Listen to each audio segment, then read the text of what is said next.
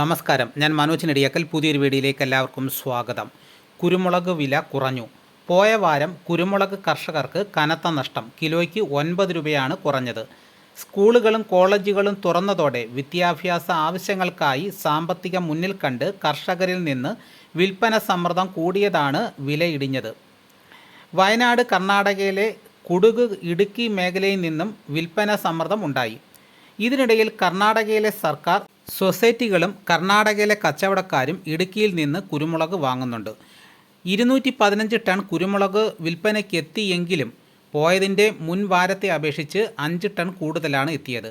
വില കുറഞ്ഞിട്ടും സാമ്പത്തിക ആവശ്യങ്ങൾക്കായി വിൽക്കാൻ കർഷകർ നിർബന്ധിതരായി.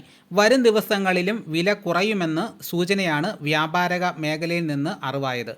മസാല കമ്പനികൾക്കായി അന്തർ സംസ്ഥാന കച്ചവടക്കാർ വരുന്ന 4 മാസ കാലയളവിലേക്കായി മുൻകൂർ കച്ചവടം നടത്തിയിട്ടുണ്ട്. മസാല കമ്പനികൾക്കായി അന്തർ സംസ്ഥാന കച്ചവടക്കാരുടെ വാങ്ങൽ തുടർന്നാൽ കുരുമുളക് വില കൂടാനുള്ള സാധ്യതയുണ്ട്. ശ്രീലങ്കയിൽ നിന്നുള്ള 2500 ടൺ കുരുമുളക് ഇറക്കുമതി അടുത്ത മാസം ഇന്ത്യയിലെ വിവിധ തുറമുഖങ്ങളിൽ എത്തിയേക്കും. ശ്രീലങ്കയിലെ കയറ്റുമതിക്കാർ ഇന്ത്യയിലെത്തി ഇവിടുത്തെ ഇറക്കുമതിക്കാരെ നേരിൽ കണ്ട് കരാർ തേടിയിട്ടുണ്ട്. ഇന്ത്യയിലെ കുരുമുളക് ഉൽപ്പാദനത്തേക്കാൾ ഉപയോഗം കൂടുതലാണെന്നിരിക്കെ ഇറക്കുമതി അനിവാര്യമാണ്. എന്നാൽ വലിയ തോതിൽ ഇറക്കുമതി വരുന്നത് കർഷകരെ ബാധിക്കുമെന്നതിനാൽ ഇറക്കുമതിക്ക് നിയന്ത്രണം വേണമെന്നാണ് കർഷകരും കയറ്റുമതിക്കാരും മറ്റ് വ്യാപാരികളും ഒന്നടങ്കം ആവശ്യപ്പെടുന്നത്. കയറ്റുമതി നിരക്കിൽ പോയ വാരം ഉൽപ്പാദക രാജ്യങ്ങളിൽ കനത്ത വിലയിടിവിലായിരുന്നു. ഇന്ത്യ, ബ്രസീൽ, ശ്രീലങ്ക കയറ്റുമതി നിരക്കിൽ 1 ടൺ കുരുമുളകിന് യഥാക്രമം $100 വീതവും വിയറ്റ്നാം, ഇന്തോനേഷ്യ യഥാക്രമം $200 വീതവും വിലയിടിഞ്ഞു.